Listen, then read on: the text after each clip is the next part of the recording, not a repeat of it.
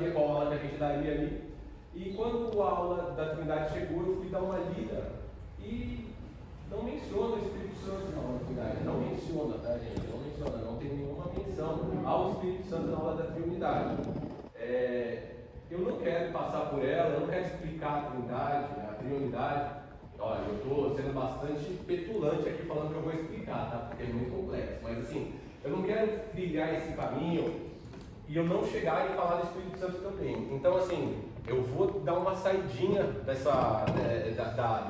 revista nesse momento, porque a gente já vai percorrer esse caminho, então acho que é interessante a gente tratar também sobre o Espírito Santo, tá bom?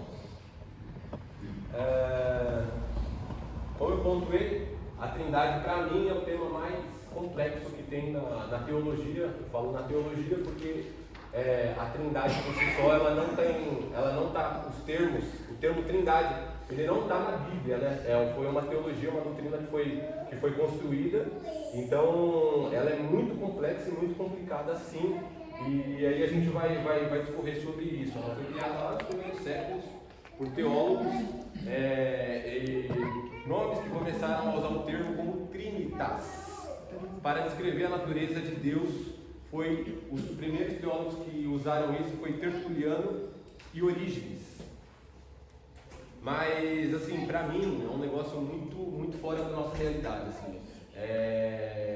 Imagine que para conseguir difundir essa ideia, sem que houvesse qualquer heresia, qualquer outra ideia dentro de uma teologia que não está literalmente na Bíblia, para você difundir uma ideia dessa sem causar heresia é muito, muito, muito, muito complicado.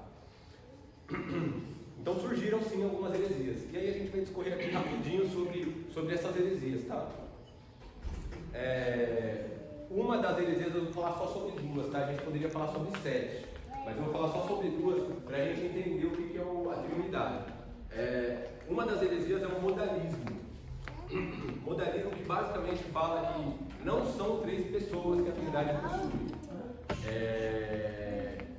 É um Deus que possui diferentes atuações, diferentes modos, tá? Por isso que é modalismo, diferentes modos.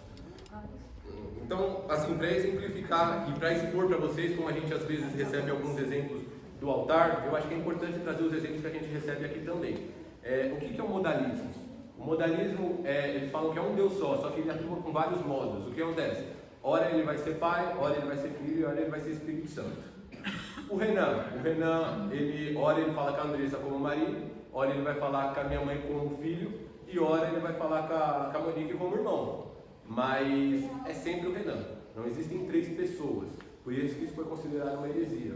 A Trindade, ela possui 3 pessoas, então nesse cenário do modalismo não existem 3 pessoas, existe uma pessoa que ela faz o papel de 3 pessoas.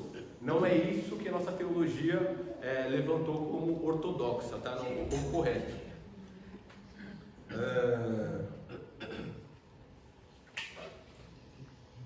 Além do modalismo, também tem o arianismo. O arianismo foi criado por Ário, tá? É um teólogo que foi um pouquinho antes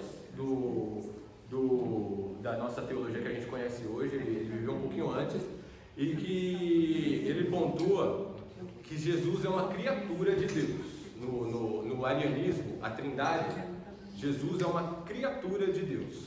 E aí eu vou expor novamente uma analogia que a gente às vezes pode escutar aqui.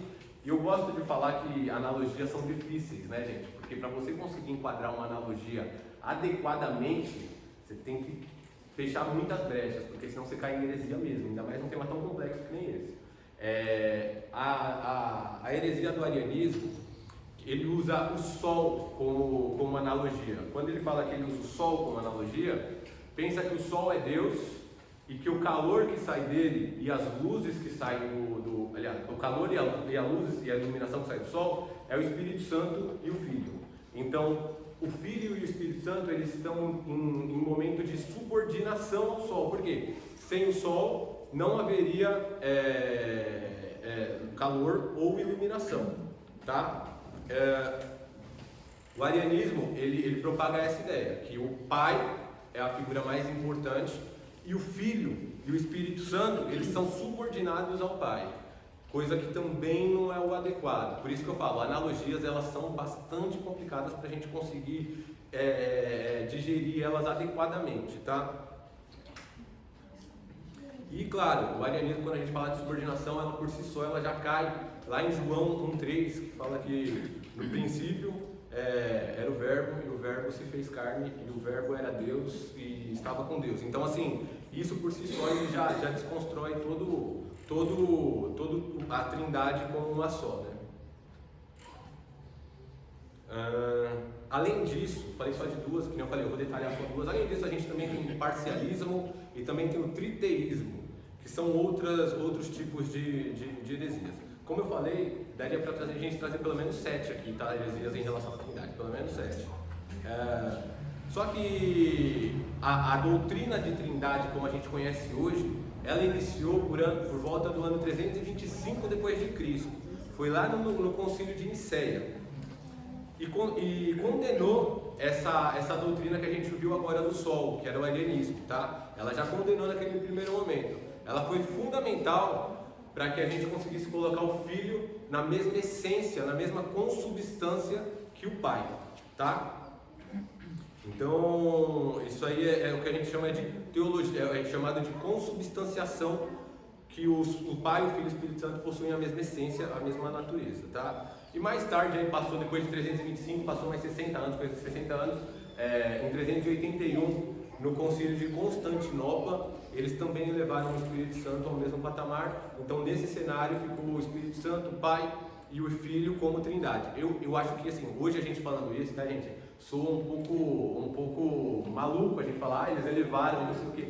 Isso aqui são estudos, é bastante importante a gente entender em que momento que foi feito. Cerca de 300 anos depois de Cristo. É bastante importante a gente entender quando que a igreja começou a levar a sério, não levar a sério, começou a estabelecer uma doutrina mais rígida, mais ortodoxa, para a gente conseguir ter o caminho que a gente tem hoje, tá? Mas assim, gente, em relação à trindade como a gente acredita hoje, como eu falei, é muito complexo, é muito difícil, não dá pra gente bater o martelo e explicar ela perfeitamente, Talvez a analogia que você chegue mais perto dela é a da água, que ela é gelo, vapor e líquido, mas ainda assim deve alguma coisa, tá? A gente não consegue ser perfeito nela. No século V, o credo atanasiano disponibilizou o conceito mais rico e preciso que a gente tem da trindade, e ele se mantém até hoje. Para vocês entenderem, no século V, lá no ano 400 e alguma coisa, no século o credo atanasiano, ele fez esse conceito de trindade, e aí a gente vai assistir o vídeo para a gente entender como é que é mais ou menos o que eu estou tentando explicar aqui, tá?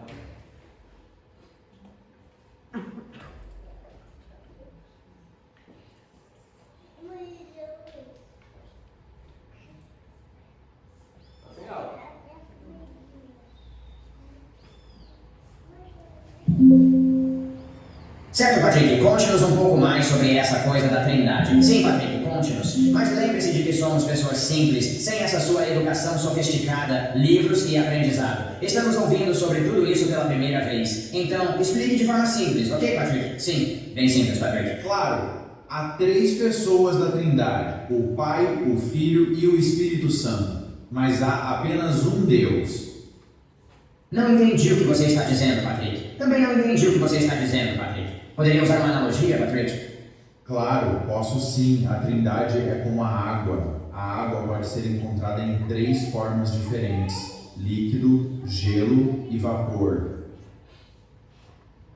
Isso que você está falando é modalismo, Patrick. O quê? Modalismo. Uma antiga heresia confessada por mestres como Noedo e Sabélio, que defende que Deus não é 3 pessoas distintas, mas que ele simplesmente se revela em 3 formas diferentes. Essa heresia foi claramente condenada no cânone 1 do primeiro concílio de Constantinopla, em 381, e aqueles que a confessam não podem ser considerados parte da Igreja Católica. Você pode fazer melhor se recomponha, Patrick.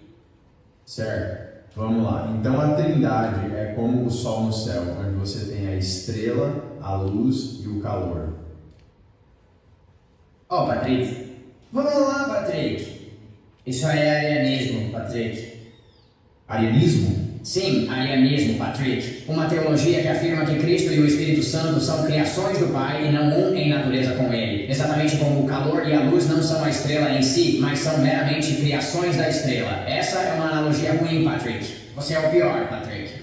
Tudo bem, desculpe. A Trindade é como esse trevo de 3 folhas aqui. Já vou te interromper agora mesmo, Patrick. Sim, calma aí, Patrick. Você está prestes a confessar parcialismo. Parcialismo? Sim, parcialismo. Uma heresia que afirma que o Pai, o Filho e o Espírito Santo não são pessoas distintas da divindade, mas são partes diferentes de Deus, cada uma compondo 1/3 do divino. E quem confessa a heresia do parcialismo? A primeira temporada do desenho animado Voltron, onde 5 carros robôs leões se fundem para formar um robô samurai gigante. Obviamente. Nunca ouvi falar de Voltron. É claro que não. Ele não existirá por mais 1500 anos, Patrick. Sim, siga o programa, Patrick. Sério, Patrick. Vou te dar uma facada na cara, Patrick.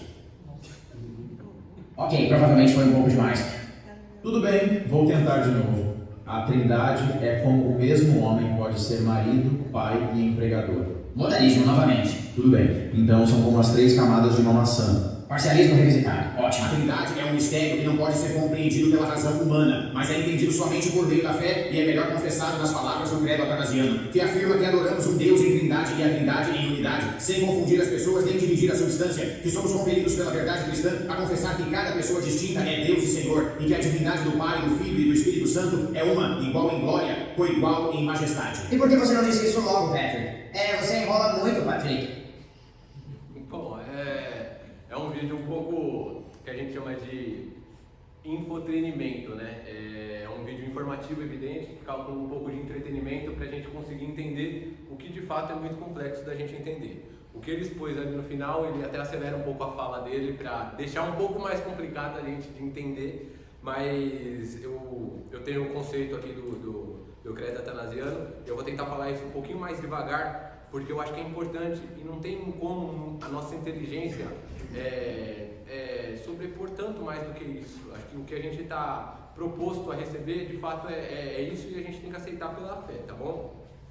O que ele fala a Trindade é um mistério que não pode ser compreendido pela razão humana, mas é entendido somente por meio da fé, e é melhor confessado nas palavras do credo atanasiano, que afirma que adoramos um Deus em Trindade, e a Trindade em unidade, sem confundir as pessoas, nem dividir a substância, que somos compelidos pela verdade cristã a confessar que cada pessoa distinta é Deus e Senhor, e que a divindade do Pai, do Filho e do Espírito Santo é uma e igual em glória e coigual em majestade.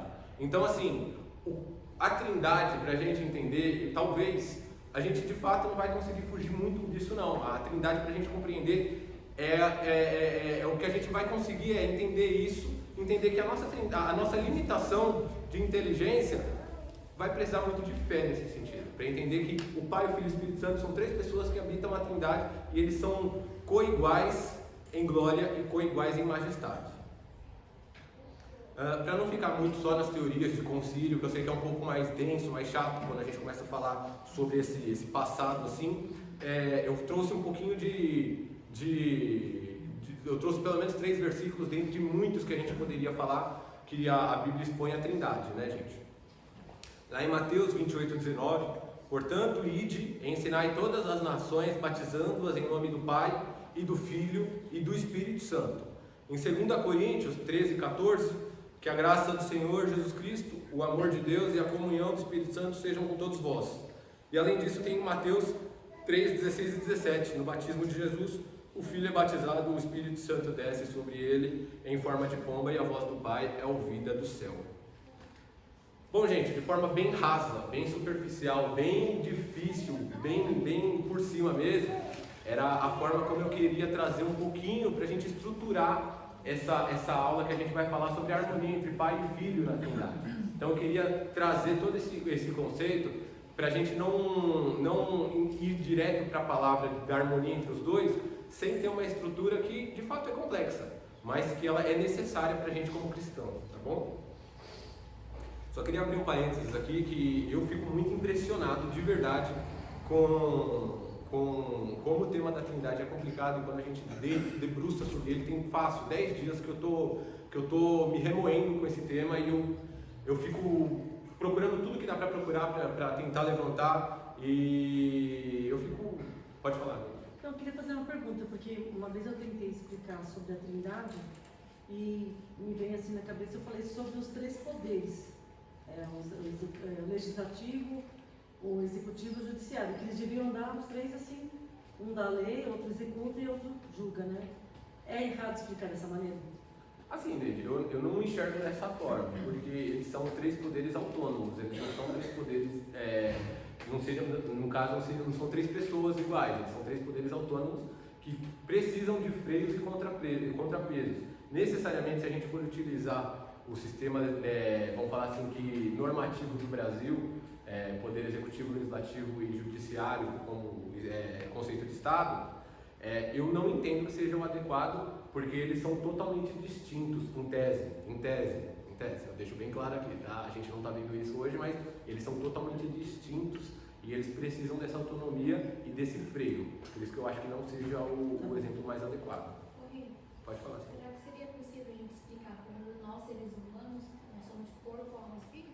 Também, aí eu acho que se enquadra, vamos falar assim, que dentro de um cenário mais adequado, mas a gente precisa de fé também para explicar sobre isso, porque para a gente falar isso no mundo secular, vamos falar assim, que para um ateu, ele não vai acreditar em um desses elementos, né? Então ele de fato vai precisar, ele vai exigir um pouquinho da nossa fé. Pouquinho não, né, gente? Não vamos ser modestos não, vai exigir fé. Tá?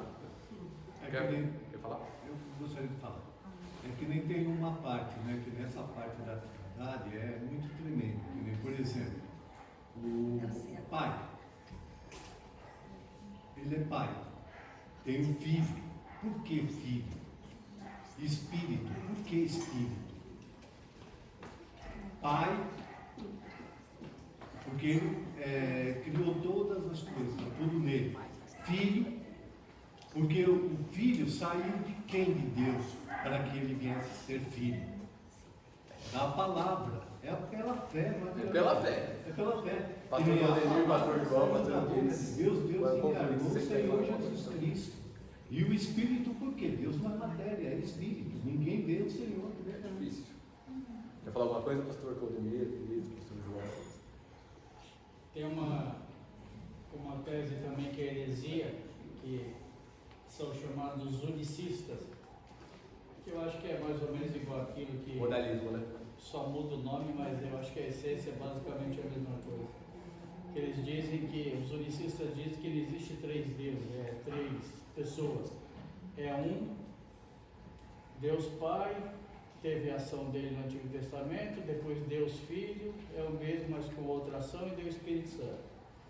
Só que, como você pode explicar, no batismo de João, que é um exemplo que você citou aí, em um mesmo versículo, numa mesma passagem, você tem a manifestação dos três ali. O próprio Jesus sendo batizado, o Espírito Santo veio sobre ele, não foi uma pomba não, foi o Espírito Santo sob o formato de uma pomba, o texto é claro, e do céu uma voz se falou. Então ali nós temos os três na mesma passagem.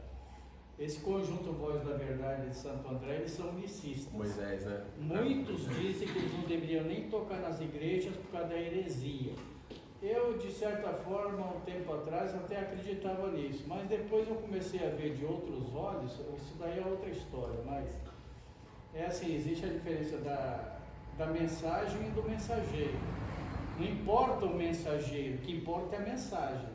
E as letras das músicas deles são letras de entendeu? Então, deixa para lá o mensageiro, o que importa é a mensagem é certa, é isso que importa. E quanto à Trindade, tem coisas que... Porque quando entrou o pecado no mundo, tudo se manifestou, tudo teve uma transformação. Inclusive o raciocínio, a mentalidade humana. Nós tivemos uma limitação. Acredito que antes era bem maior e lá na frente talvez volte a ser restabelecido isso. O nosso raciocínio humano, ele é muito pequeno para nós termos o perfeito entendimento. Então, se nós ficarmos buscando aqui o perfeito entendimento, vai ser impossível. Tem coisas que, por exemplo, se Deus criou todas as coisas, quem criou deles? Deus. Se você quiser se aprofundar em determinados assuntos, você pode chegar à loucura e você não vai ter entendimento. Por quê?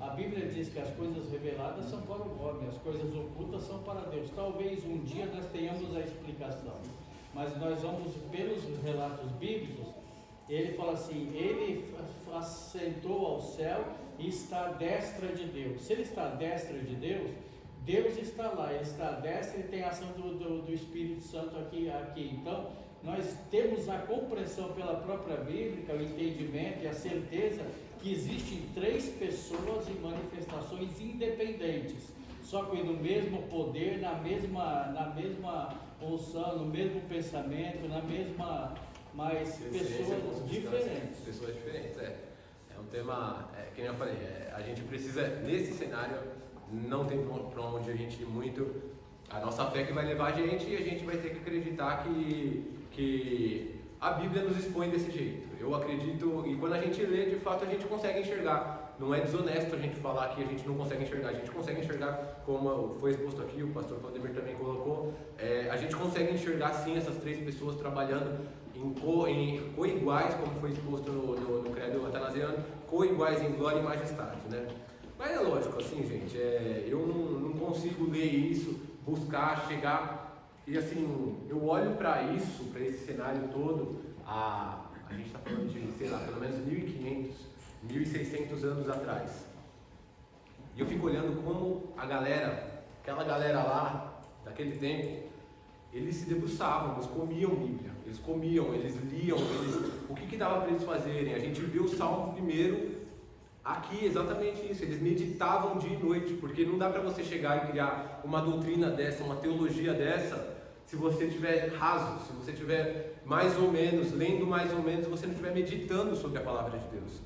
A galera lá de antigamente, ela se dedicava, ela comia a Bíblia, e por isso que eles conseguiram chegar nesse vamos falar assim, nesse entendimento, para trazer isso para a gente hoje.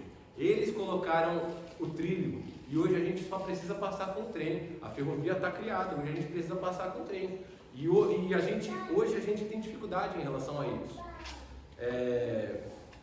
A gente precisa se perguntar se a gente consegue, e a gente está fazendo o que o Salmo 1 fala, para a gente meditar na palavra dia e noite, porque essa doutrina que foi criada precisa de muita meditação na palavra. Não tem como a gente fugir disso, a gente precisa meditar nisso. E aí, assim, eu estava fazendo a aula e eu lembrei eu escuto bastante coisa, tá, gente? Bastante coisa mesmo. E uma das coisas que eu escuto, tem um rap cristão, que a galera que canta, ela é mais à direita. E eu gosto de escutar ele porque é difícil você ter uma galera à direita nesse âmbito. Eles são mais à esquerda por conta de movimento, a gente é do protesto, a gente é resistência, então é difícil eles serem... negócio de maconha. Não, mas é cristão, o pior é que é cristão.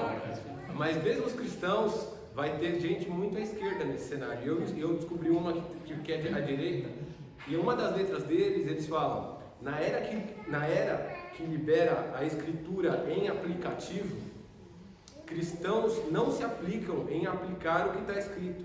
Compromisso é consigo, evangelho de achismo, porta larga igual o caminho que indica o liberalismo. O povo ainda perece em falta de conhecimento. O acesso aqui está livre. Preguiça não rega o seu tempo. Acreditam em falsos mestres. E eu tenho visto teologia que mira em Jesus e acerta no em Cristo. A letra no final chega a ser um pouco cômica, mas de fato, qual que é o nosso problema para a gente ler, para a gente estudar? Não só ler, para a gente estudar, para a gente se aprofundar, para a gente descobrir mais sobre o caráter de Jesus, para a gente se tornar mais profundo no conhecimento, para trazer ele para a nossa intimidade. Qual que é a nossa limitação? Qual que é a nossa dificuldade hoje? Hoje a gente não possui essas dificuldades. Hoje está no celular. Hoje o tempo que a gente fica no Instagram, no Facebook, se a gente pegasse um tempo dele e conseguisse regar para entender 3 versículos da Bíblia, eu tenho certeza que Jesus, pode ser que ninguém aqui faça uma nova doutrina, nem quero isso, não é isso que eu estou querendo expor aqui, mas assim, a gente com certeza vai ter mais conhecimento sobre o que a gente está adorando, sobre o Jesus que a gente quer, com certeza a gente vai ter. O caminho já está pavimentado, como eu falei, o trilho já foi colocado, a gente só está passando com o trem. Esses caras aqui que vocês ouviram eu falando, Orígenes, Tertuliano, esses caras aqui vocês vão escutar muitas heresias às vezes deles também. Por mais que eles fizeram uma coisa muito boa pro cristianismo, vocês vão escutar que eles fizeram absurdos também. Poxa, a gente pode falar aí sobre Lutero, sobre Calvino, que a gente pode discordar da teologia, não tem problema nenhum. Mas assim, eles foram fundamentais, mas a gente vai escutar coisa ruim dele. Por quê? Porque eles estavam colocando o trilho na ferrovia. Hoje a gente só tem que entrar e andar no trem que eles colocaram, e a gente não consegue fazer isso. A gente se acomoda muito fácil com o conforto. A gente se acomoda muito fácil. Uma coisa, né, Renata, que é dita e a gente tem que ficar muito atento, é que nem, por exemplo, você está falando que já está pavimentada a correta. Só que o que acontece? Dependendo do nosso caminhar com relação à palavra de Deus, que a gente não, vamos dizer assim, a gente não dá atenção, a gente não examina as Sagradas Escrituras, a gente não tem um aprofundamento, nós somos enganados, nós somos passados a perna. E a gente tem que estar atento sim, como foi todos os profetas, como foi todos os apóstolos, o próprio Senhor Jesus Cristo falando, né? Toma cuidado com aqueles que vêm com palavras, com aparência, toma cuidado com eles, porque eles vão te induzir ao caminho da perdição. E a gente tem que tomar cuidado a respeito disso.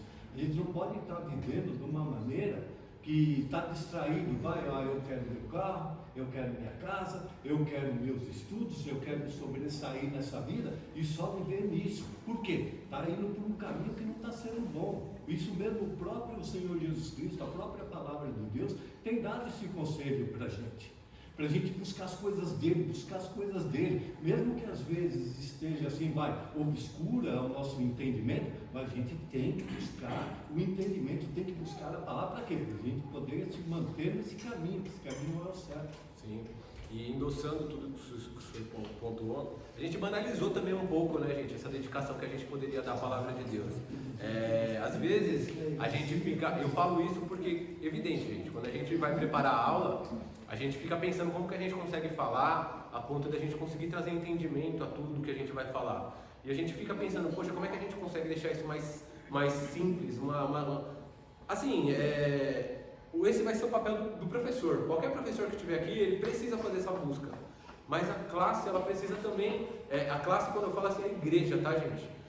O Silas Malafaia, ele fala que o culto, ele precisa ser pedagógico.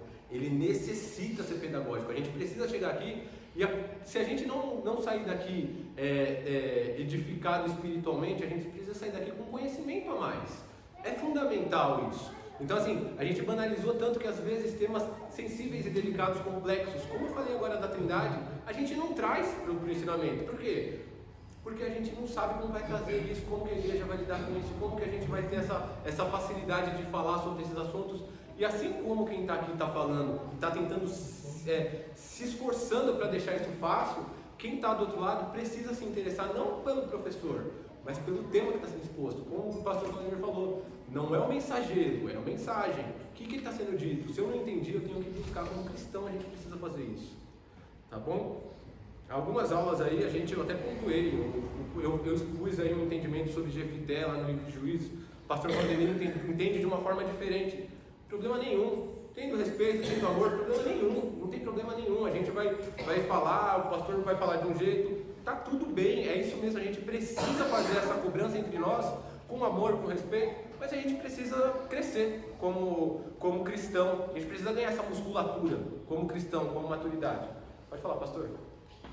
Então, todas essas posições faz parte do debate, da compreensão e de ponto de vista diferente, é salutar, é muito bom.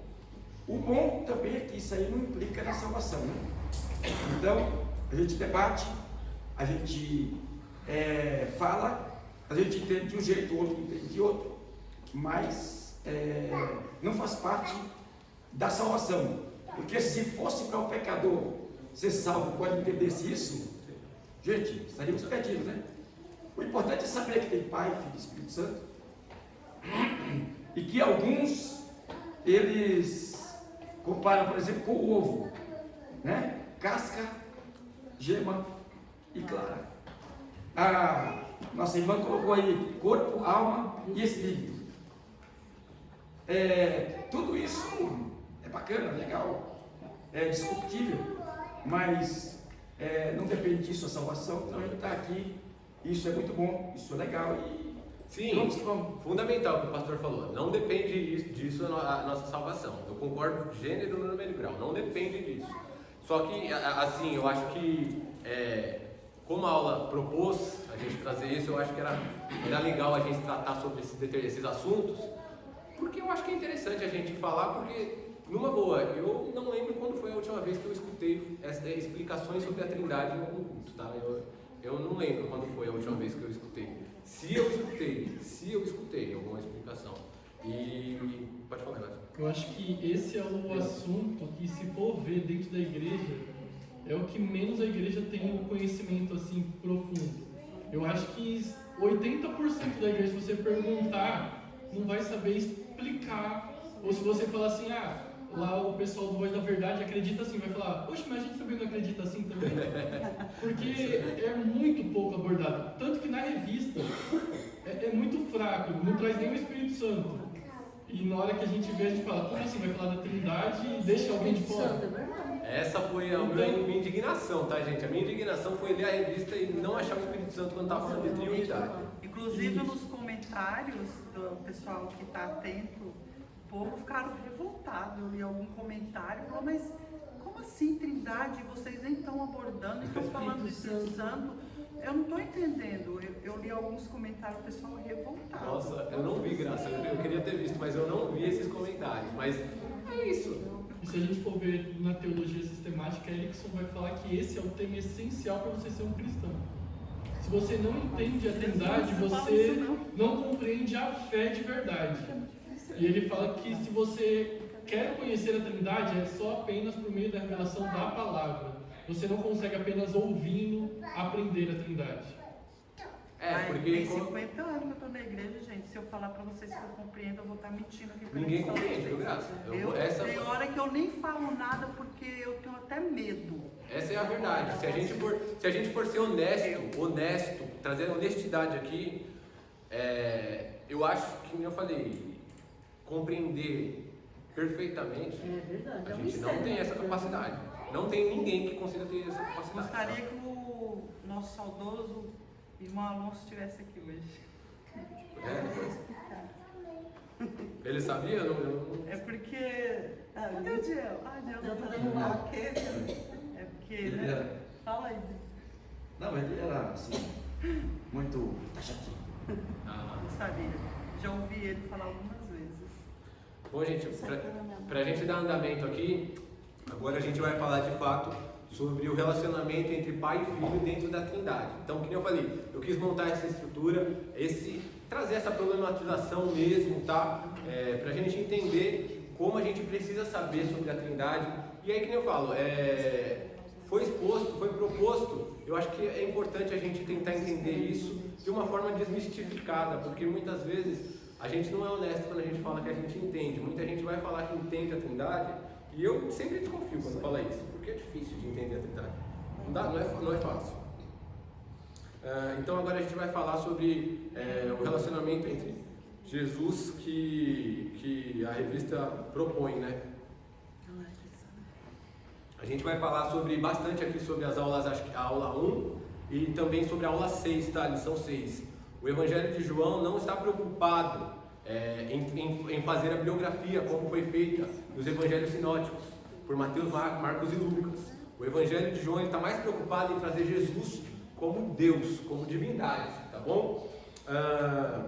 E aqui eu achei um conceito muito completo de Agostinho de Hipona. Ele faz uma referência muito importante, muito completa sobre o Evangelho de João. Normalmente, quando o novo convertido chega na igreja, ele é indicado, como o pastor João falou na primeira aula, a ler o Evangelho de João, porque lá já vai explicar como Jesus, o nosso Deus, ele é apresentado.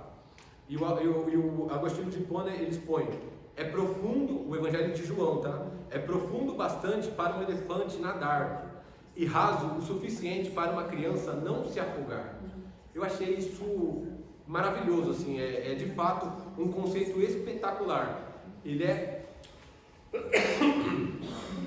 profundo o suficiente para quem tem muito conhecimento entrar nele e conseguir se cobrir com o conhecimento que ele tem. Mas ele também é raso o suficiente para um novo convertido conseguir pegar e não se atrapalhar quando estiver lendo. Ele consegue explicar isso, e o conceito que ele colocou aqui foi o que mais deu completude para o livro de João para mim, tá bom? O livro de João se inicia trazendo: no princípio era o verbo. E aqui a gente vai começar a tratar sobre o relacionamento entre o pai e o filho. Esse no princípio é uma vinculação direta de Gênesis capítulo 1, versículo 1. No princípio criou Deus os céus e a terra. Ele está fazendo essa referência, tá? A ideia de João é fazer essa referência com a origem do universo, da vida, da criação, quando ele pontua esse no princípio. Ele está fazendo essa referência lá em Gênesis, tá? Qualquer judeu, hebreu que lesse esse trecho, ele já ia entender que o João estava tentando fazer essa referência, que Jesus estava no princípio, tá? Nesse princípio, ele já era o verbo já existia. O que significa o verbo? O verbo, na tradução original, na língua original, no grego, que é a língua original do texto, é logos, que significa literalmente palavra, barra verbo. Aí a gente consegue andar, mas palavra, verbo, logos significa isso. Mas qual é a intenção de João quando ele pontua logos na tradução original? Há diversas interpretações para essa palavra na época, mas uma delas é que os gregos, há 300, 400 anos atrás, antes de Jesus, os gregos, em virtude desses filósofos como Platão, Aristóteles, diversos filósofos, eles defendiam que o importante era o mundo das ideias, e eles confundiam ideias com espiritualidade. O importante era o mundo das ideias, o espiritual, e o mundo material era ruim. O mundo espiritual de ideias era bom e o mundo material era ruim. E eles tinham uma cultura muito romantizada também, né? E eles entendiam que o intermediário entre o mundo das ideias espiritual e o mundo material chamava-se logos. Para eles, gregos, eles entendiam que quem fazia essa intermediação entre o mundo das ideias e o mundo material era uma palavra chamada logos. Então eles entendiam como uma divindade, a gente pode falar, tá? Então, o que João quis fazer? Ele quis fazer essa conexão, ele quis expor isso para os gregos. No princípio era o logos, ele quis fazer isso, e os gregos já entendiam ali o que ele estava querendo falar. Como assim? Esse intermediário era no princípio. De quem que ele está falando? Além disso, no contexto judaico e hebreu, a palavra por si só é extremamente relevante, tem uma relevância muito grande. Por meio da palavra que Deus criou tudo. E disse Deus. E aí ele vai fazer toda a criação lá em Gênesis, né? Portanto, quando a gente vê João se referindo a Jesus como palavra, como logos, não temos a certeza absoluta que ele tinha essa intenção de falar com gregos e judeus. A gente não tem essa certeza, mas foi fato. A palavra que ele utilizou como logos deixou muito, muito claro e muito explícito que ele estava falando com gregos e com judeus, usando uma única palavra, o logos para os gregos, que era o intermediário, que era Jesus, e para os judeus, uma palavra, quando falou, e disse Deus, haja luz. Todo mundo que estava ali na sociedade conseguiu compreender o que João estava falando. Como eu falei, né, gente? O Evangelho de João ele é simples e raso, mas ele também é complexo e muito profundo se a gente for se ater a ele. Isso para mim já é divino por si só, tá, gente? Isso para mim já é divino por si só. Jesus é a palavra. Jesus é a palavra. Jesus é o Logos. E na sequência, no capítulo 1 de João, ele não para só no princípio era o verbo, era o Logos. Ele continua. O verbo, o Logos, estava com Deus. E ele não só estava com Deus, o Logos era Deus. João estava a fim de confrontar o pessoal que estava ali naquela sociedade. Ele estava querendo expor para o pessoal que o Logos que eles falavam que era intermediário, que a palavra que eles falavam que disse que haja, era o próprio Jesus que tinha passado, era o próprio Jesus.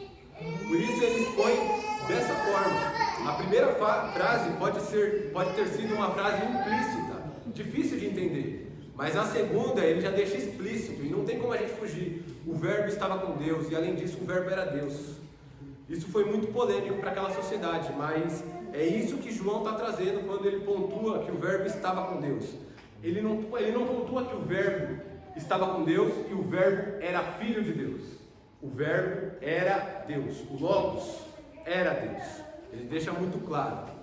Teve um teólogo no século passado, um teólogo alemão, Werner de Boer. Ele fala que Jesus, o Filho, o Verbo, é totalmente unido com o Pai e ao mesmo tempo é distinto dele, tendo vida independente.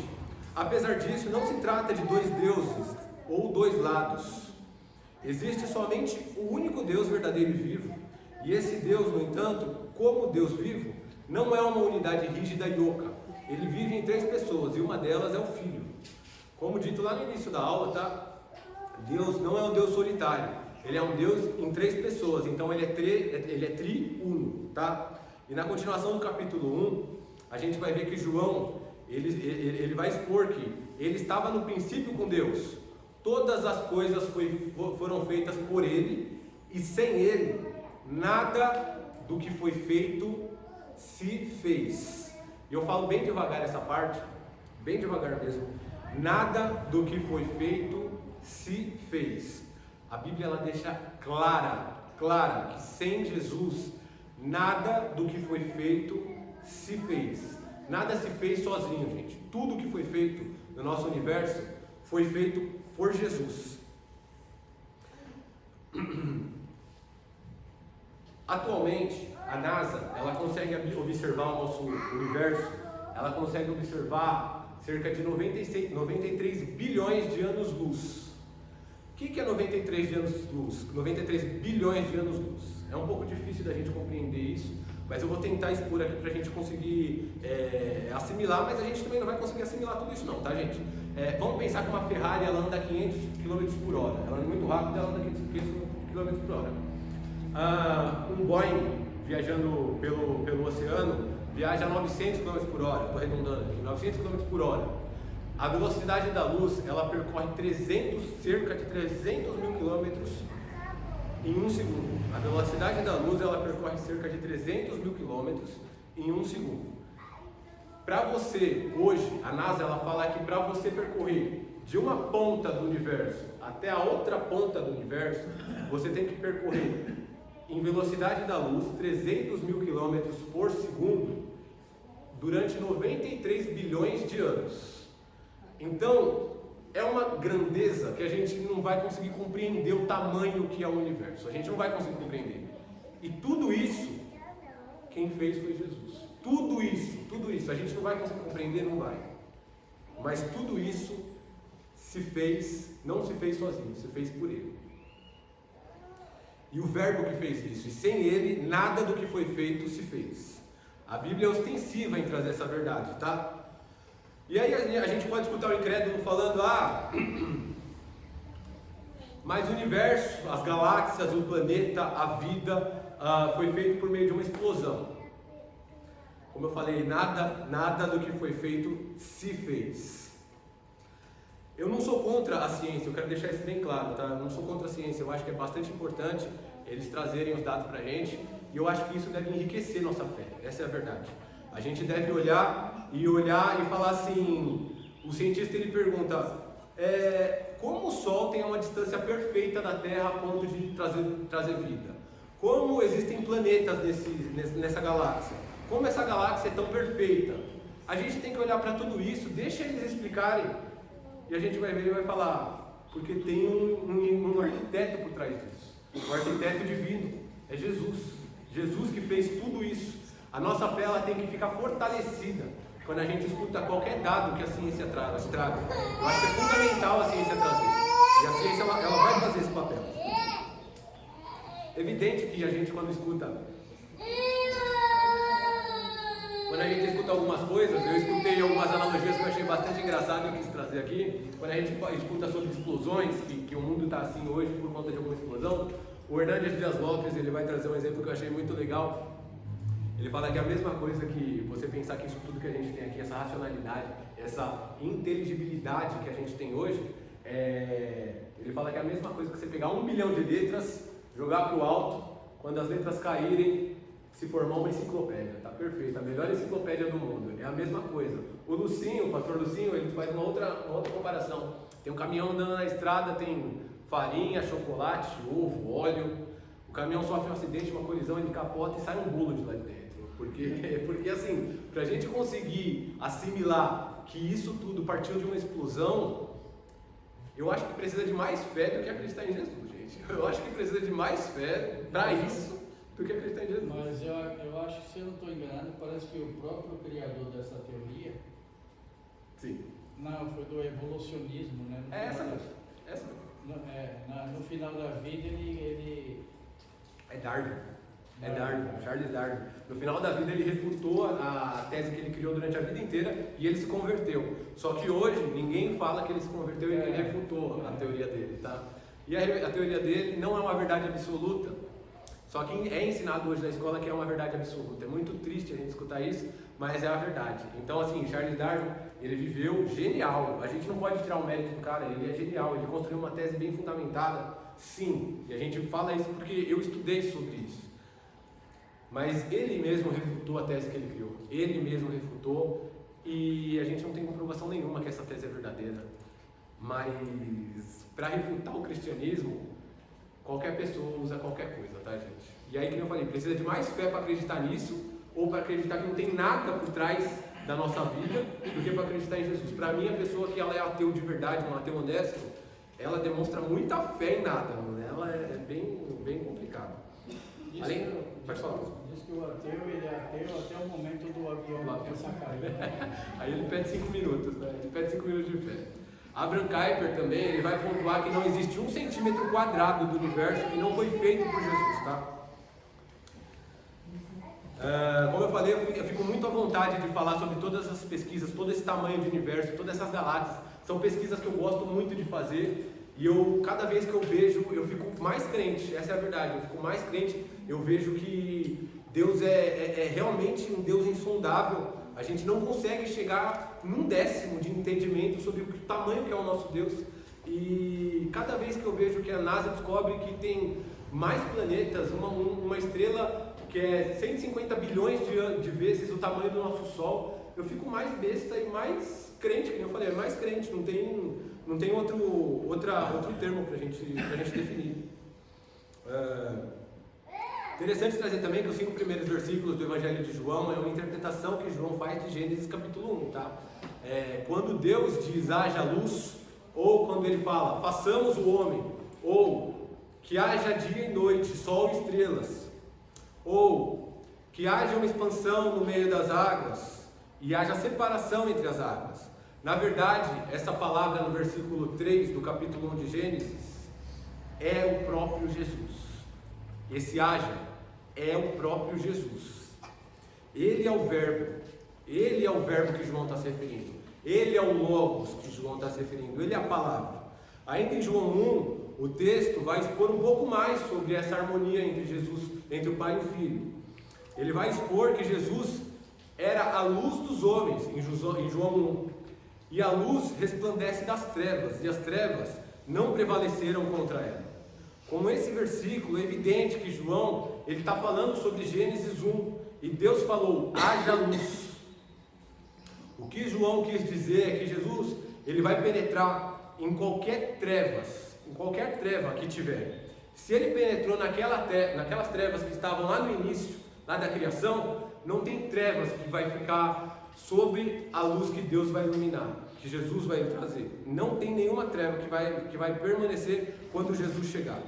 Não há margem, e aqui eu quero trazer um pouco mais sobre o que no entendimento que eu estava trazendo. Jesus ele é tão centro, ele é tão a luz, que assim, gente, para nós, não há margem para a gente ter qualquer tipo de ego nesse cenário, para a gente achar que a gente é o centro dessa situação. Jesus é o centro de tudo, é Jesus, a nossa adoração tem que ficar voltada para Jesus. A nossa vida tem que ser cristocêntrica. Não dá pra gente virar pra gente e trazer pra nós essa palavra. Essa palavra é só sobre Jesus. A nossa vida tem que estar em função dele. O Rodrigo Bibo, ele pontua num livro dele que chama O Deus que Destrói Sonhos, que ele bate bastante nessa teologia, pelo nome já dá pra gente falar. Ele fala que isso aí é a teologia da Xuxa. E aí a gente fala da Xuxa por quê? Aí ele fala que a teologia da Xuxa é o quê? Tudo que eu quiser, o cara lá de cima vai me dar. Isso não existe, né, gente? Então, não existe essa situação de a gente achar que a gente é o centro do universo. O centro do universo é Jesus. Ele que é o centro de tudo. É para ele que está acontecendo por ele. Se ele não der o que a gente pediu, a gente precisa ganhar musculatura espiritual para entender que o plano de Deus é melhor do que a gente. A gente não pode colocar Deus no banco dos réus. Não pode, de jeito nenhum. Além disso, gente, eu imaginei que falar sobre os atributos de Deus ia ser bastante simples e bastante rápido. Só que quando eu comecei a pesquisar, a gente descobre algumas coisas que a gente vê e a gente fica até atrapalhado. E aqui eu vou falar mais em ponto de alerta, tá? Tem muitas pessoas que elas possuem muito conhecimento, mas eu acho que é fundamental, antes de possuir conhecimento, precisar e pedir para Deus estrutura. Porque se a gente não tiver estrutura para adquirir o conhecimento vai ser para nossa queda. Infelizmente é para nossa queda. Conheço um doutor, um pastor doutor, que ele estava explicando os atributos de Deus. E aí ele pontuou sobre onipresença, onipotência e onisciência. E aí ele expôs que foi uma teologia, uma doutrina criada no século VI depois de Cristo, que na verdade também é uma heresia. E aí eu fiquei preocupado, como assim uma heresia? E aí ele foi discorrer sobre o raciocínio dele e eu prestei atenção. É evidente que a pessoa que fez essa doutrina não tinha essa intenção. Mas olha onde vai o raciocínio da pessoa, que ela está querendo procurar chifre na cabeça de cavalo. Ele falou, se Deus é onipotente, Ele pode tudo, então Ele pode fazer uma pedra que Ele mesmo não vai movimentar. Gente, numa boa, o Deus que esse cara está servindo é um Deus maluco, porque não existe margem para a gente discutir isso. Não tem, esse cenário não existe.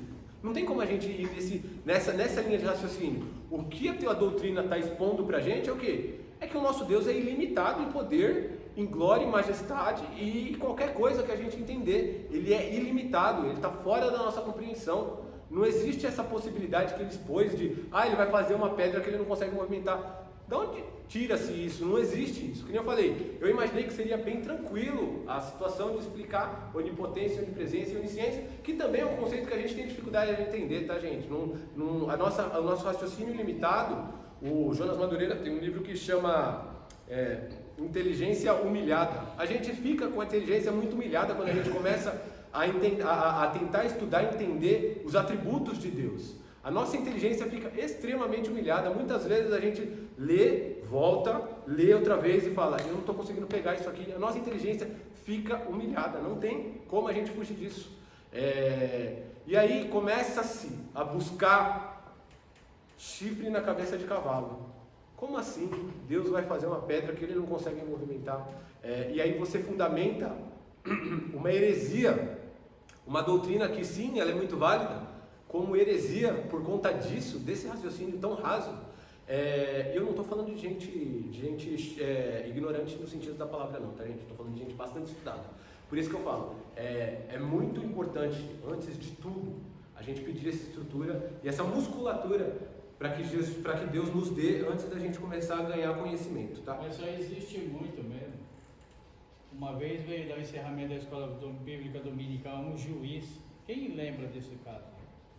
Na época da irmã Neuza. Mas naquela época lá, a igreja, a escola dominical era lotada. Tinha até que ter obreiro para ficar olhando os carros lá fora. E esse juiz veio dar o encerramento. Você lembra disso aí, João? Ele subiu lá no púlpito, como se fosse um culto, a igreja lotada. Esse juiz falou tanta asneira, tanta heresia, tanta besteira, que saímos daqui sem entender o que estava acontecendo. Até a irmã Deus, mas que a gente estudou o semestre inteiro, está sendo o contrário aí, até questionou ele. E era um juiz. Então existe muito isso. É muito triste quando a gente vê essa situação, e aí eu falo que é triste, sabe por quê, gente? Porque Deus, a possibilidade de você buscar livros, buscar literatura, buscar conhecimento, ela é aberta para qualquer pessoa. Mas o discernimento do que você está lendo, você só consegue se o autor de quem escreveu estiver com você. Se o Espírito Santo estiver te dando sabedoria.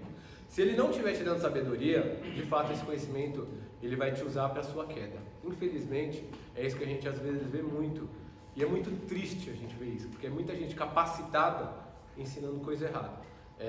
E aqui a gente não pode ter medo de falar que é coisa errada. É coisa errada. Sim. Quando é errado, a gente precisa falar que é errado, porque senão a gente está cometendo o pecado da omissão. Então, é fundamental a gente conhecer, entender e a gente se aplicar para a gente conseguir fazer essa análise e essa crítica. Não necessariamente com ódio, mas com bastante sabedoria para a gente conseguir fundamentar o nosso pensamento também. Porque, na minha visão, hoje, é fundamental a gente falar porque que a gente discorda de algumas coisas. A gente discorda de muitas coisas. E aí eu vou trazer aqui alguma coisa que é um pouco mais polêmica. A gente discorda de quase tudo que a esquerda traz hoje como ideia de marxismo. Concordo que sim. Mas não adianta hoje mais a gente falar que a gente discorda porque é errado. A gente vai ter que explicar por que a gente discorda. É pegar a Bíblia e mostrar por que a Bíblia está expondo que o que a esquerda está pontuando é errado. A direita, em determinados momentos, pode estar dando algum erro? Sim, pode estar dando algum erro. Mas assim, gente, nenhuma das duas vai ser perfeita a nossa teologia, tá? Isso é fundamental a gente entender, tá?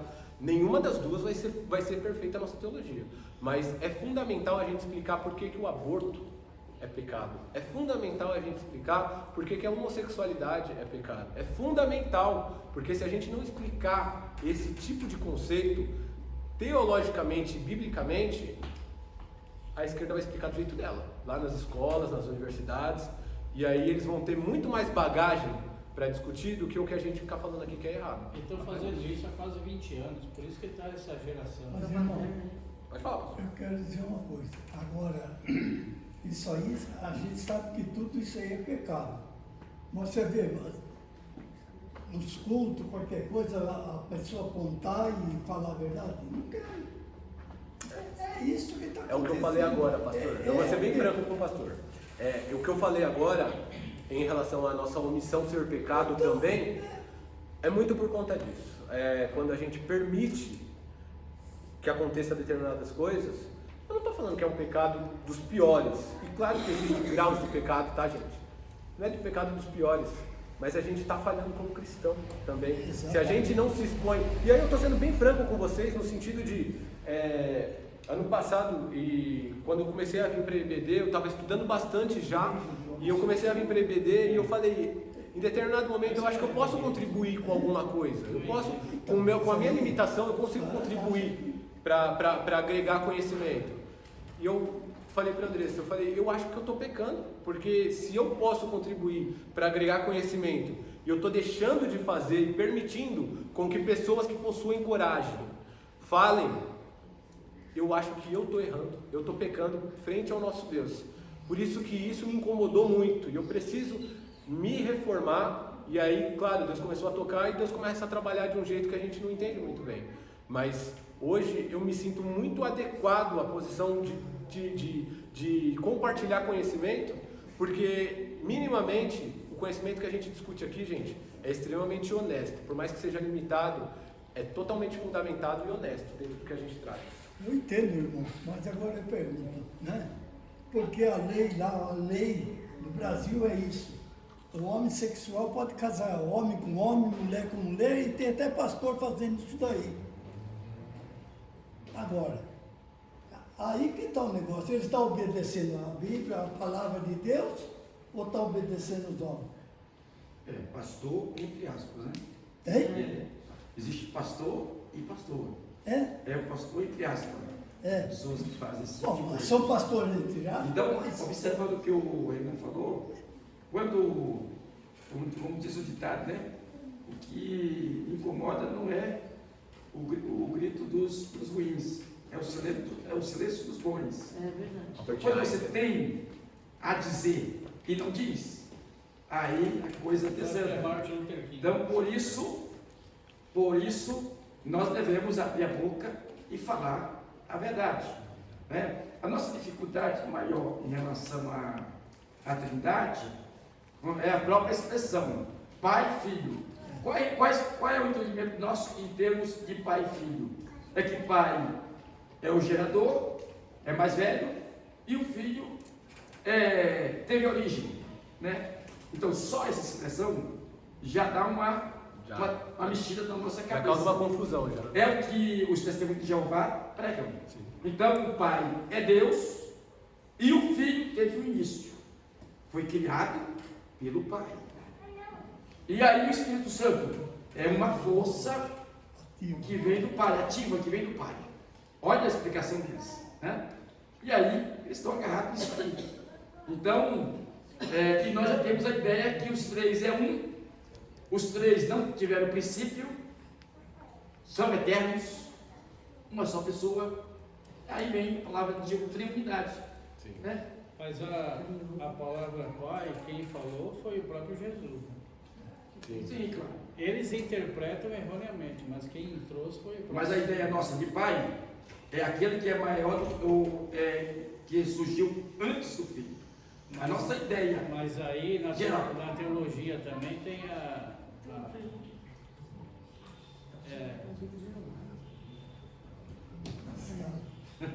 como chama? Hierarquia? Subordinação, né? Mas pegando o gancho que o irmão falou, aquela parte de falar que a Trindade não tem nada a ver com a salvação, teria sim, pelo que o irmão está explicando aí, né? O pai, a pessoa quando ela se converte, ela aceita o Senhor Jesus Cristo, ela foi levada a palavra, é o pai, vai ensinar. Aí o que? A parte onde é o filho, né? Pai, filho, Jesus Cristo, é a ação, é o verbo, a pessoa aceitar, a pessoa querer, né? E o Espírito, por que ela é convencida? Por que ela quer? Pelo Espírito, é o Espírito, ninguém convence, se não for pelo Espírito Santo de Deus. Então, tem a ver a palavra com a triunidade ali, o convencer, né? Ou a pessoa a levar se converter. Então, tem, né? Pai, Filho, Espírito Santo, a Trindade tem a ver essa parte. Não, o que eu quis dizer é que o pecador, quando aceita Jesus, que é salvação imediata, né? Ele não precisa entender esse detalhe. Não. Essa ação, ela é tremenda, ela é envolvente. Se Jesus voltar ali para ele sobe sem entender que é Pai, que é Filho, que é Espírito Santo. Até porque, né, pastor, se a gente for honesto, a gente está um tempão. Sim, não, eles agem. Bom, gente, para concluir, e que nem eu expus aqui, esse Criador que criou esses 93 bilhões de anos-luz aí para a gente discutir, esse Criador que fez os céus e a terra, que fez a condição de vida que a gente tem hoje aqui, e muitas vezes a gente subestima essa harmonia entre pai e filho, e a gente acha que muitas vezes o nosso pecado ele não dá para ser perdoado quando a gente está na igreja, ou quando a gente está fora, quando a gente pisa aqui, e a gente não entende muito bem, às vezes, como ele vai ser perdoado. A gente pecou muito feio, e aí a gente não entende como ele vai ser perdoado. Mas eu acredito sinceramente que quando Jesus vê que a gente imagina que o nosso pecado é muito grande e que Jesus não consegue atuar nele, eu tenho certeza que Jesus ele deve se entristecer demais. Porque a glória, o tamanho dele, a divindade dele, a insondabilidade dele é muito grande. A gente não consegue dimensionar o que é que ele fez quando ele desceu aqui, se tornou homem, foi crucificado, foi torturado, foi humilhado, carregou nossos pecados, e a gente não consegue entender que um ser tão puro consegue levar tudo isso. E a gente não entrega nosso caminho para ele. Mesmo depois que a gente entrega, a gente para de ter o primeiro amor, o primeiro encontro com ele. A gente precisa retomar esse primeiro encontro com Jesus. A gente precisa entregar, mesmo depois de crente, a gente não está falando com nenhum não convertido aqui. Todo mundo aqui é crente já de tempo.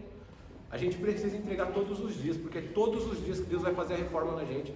todos os dias que Jesus ele está aqui disponível para a gente atuar, para a gente entender, para a gente entregar. Ele está à porta sempre da gente. Ele está batendo.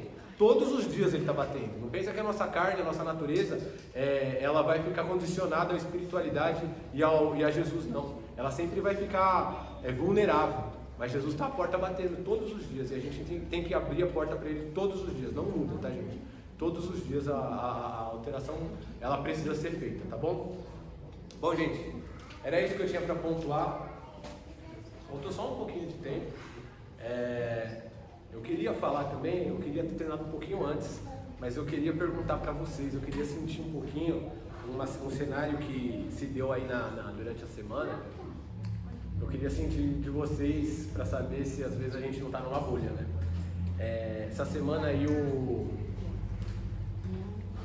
o pastor Silas Malafaia voltou de viagem e no retorno dele grampearam lá, pegaram o celular dele, apreenderam o celular dele e o material dele, o passaporte dele, né? E na sequência foram divulgados os áudios. E a parte legal, gente, eu acho que eu sou advogado, eu consigo escrever sobre isso. A parte legal é evidente que ela ficou totalmente comprometida. Mas eu queria entender se alguém queria falar alguma coisa sobre os áudios que foram divulgados. Os palavrões? O que vocês acham sobre a postura e o comportamento e a situação? Eu acho assim, a Bíblia fala que numa boca não pode sair água doce e salgada. Tipo assim, se tá saindo palavrão porque o coração tá, porque a boca fala porque o coração tá cheio. Tipo, tentado, todo mundo é. Na hora da ira, acontece alguma coisa, mas você colocar pra fora já é outra coisa. Então, eu acho que a pessoa faltou vigilância, na minha... tudo bem, ele é humano, ele é passível de erro, mas tem que dar uma vigiada, né? Eu escutei uma entrevista dele, ele pontuando, e aí eu fiquei chateado, essa foi a verdade, eu fiquei chateado. Porque eu acho que a questão de você errar, gente, a gente vai errar sempre, não tem pra onde a gente ir, a gente vai errar sempre. Só que eu acho que é fundamental você expor que você errou. Eu acho que é fundamental você reconhecer o erro. E na entrevista que eu escutei ele dando, ele não reconheceu o erro. Justificando, né? Ele, na verdade, ele fortaleceu a postura dele. Ele quis, vamos falar assim, que fazer a igreja aceitar de goela abaixo a postura dele, que a postura dele para aquele cenário estava adequada. É certo que todo mundo aqui conhece que determinados ambientes eles são extremamente imundos e nocivos. E às vezes a postura precisa ser adequada àquele ambiente. Mas assim, gente, eu não consegui admitir, essa foi a verdade. Essa semana, por coincidência, eu li o livro de Daniel. E quando a gente lê o livro de Daniel, a gente fica na parede com o cenário que está exposto. A gente olha e fala, como assim? Daniel se comportou desse jeito, na Babilônia, correndo risco de morte. E aí a gente escuta um pastor que, eu gosto muito dele, tá, gente? Eu gosto muito mesmo. O posicionamento dele, para mim, é corajoso como de nenhum outro pastor é atualmente. Mas esse ponto, eu acho que é fundamental que a gente faça uma crítica. E se você aceita, baseado, fundamentado em algum estudo, eu respeito, está tudo bem. Mas eu acho que é fundamental a gente fazer esse tipo de crítica também, tá bom, gente? É interessante a gente entender que tem determinadas posições que, se ele não tivesse falado aqueles termos dos áudios, eu acho que todo mundo aqui ia estar extremamente orgulhoso. Eu acho que assim, pelo conteúdo que você vê, que eu vi só um pedacinho, eu não vi tudo não ouvi não, mas assim, pela forma que você vê ele conversando ali naturalmente, ele soltando aquilo, e não é no momento que ele está assim, com muita raiva, não sei o que, parece que aquilo é uma coisa natural da vida dele. Mas ele mesmo falou, ele deu uma entrevista para o César Cavalcante, ele falou assim, esse áudio foi muito de boa, se vocês pegarem outras ligações, com certeza eles têm, vai ter muito mais palavrão e palavras piores. Então, ele mesmo falou isso. É a mesma entrevista que o Wesley viu, eu também vi, e exatamente isso, ele falou que, vocês pegaram um, ainda estava tranquilo. Se a Polícia Federal divulgar o restante das conversas que eu tenho lá, tenho certeza. Então, assim. Mas o testemunho dele para outras pessoas Então, exatamente isso, gente. Eu fiquei extremamente, vamos falar assim, que agora legalmente eu fiquei muito chateado com tudo que aconteceu. A gente estuda um negócio na faculdade e quando a gente vê acontecendo outra coisa, a gente fica muito chateado. Eu fiquei muito chateado. Eu fiquei, acho que no meio do dia, assim, tipo, reflexivo, e fiquei pensando, o que está acontecendo? Isso aqui é uma bagunça, virou uma bagunça mesmo. Virou uma bagunça. Eu acho que até muita gente ficou escandalizada. Sim. Porque ele, como um pastor, amigo de uma família que talvez não tenha uma base, família que não está nem aí, não tem o temor de Deus, que usa a palavra. Ele, como pastor e amigo dessa família, ele tinha que ser exemplo, ele tinha que falar mais aconselhamento. É lógico que ele é homem, ele falha. Agora, e isso aí que vocês falaram, que eu também escutei. Ele falou que aquilo ali, tipo assim, na nossa linguagem, aquilo ali que eles pegaram é fichinha do que às vezes acontece. Isso mesmo, né? Então, ele, por ser um pastor, ele não está sendo dominado, o temperamento dele, porque dá para ver que ele é uma pessoa difícil de temperamento. Então, ele não tem o domínio, a temperança que ele, como pastor, diante de um conselho, de uma amizade, por mais que a gente é amiga, tem a liberdade, a intimidade, mas ele não agiu assim. É uma conversa íntima, não deveria ser, que é crime. Mas é nesse momento que a gente consegue ver, né, Graça? Irmãos, espera aí, rapidinho. Além de estar recolhendo oferta, hoje nós precisamos de uma oferta especial, porque o nosso gás da escola dominical está acabando.